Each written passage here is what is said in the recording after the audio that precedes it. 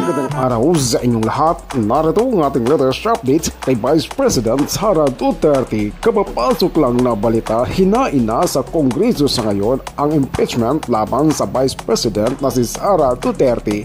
Isa na rito ay si Leila de Lima, isa sa mga complainant na talagang pinupost ang impeachment laban sa Vice President ng Pilipinas. Narito ang pahayag ni Senator Leila de Lima.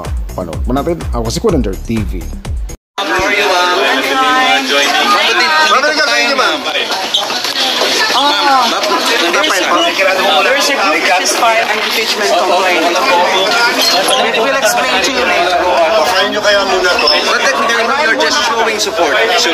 Oh yes, I am showing support and accompanying them. Alright, thank you, ma'am. I'm accompanying them because I believe in their cause. Yes, ma'am.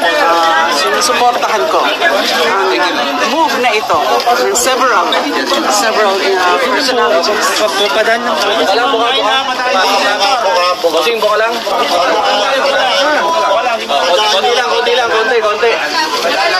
Konti lang. Bigyan na lang siya. Sige po. Senator. Hi, ma'am. How are you, ma'am? Ma'am, gagawin niyo, ma'am?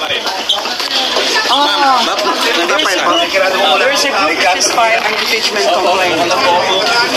We'll explain to you later. Pasahin niyo kaya muna to. But technically, you're just showing support. Oh yes, I am showing support and accompanying them. Alright, thank you, ma'am. I'm accompanying them because I believe in their cause. Yes, ma'am.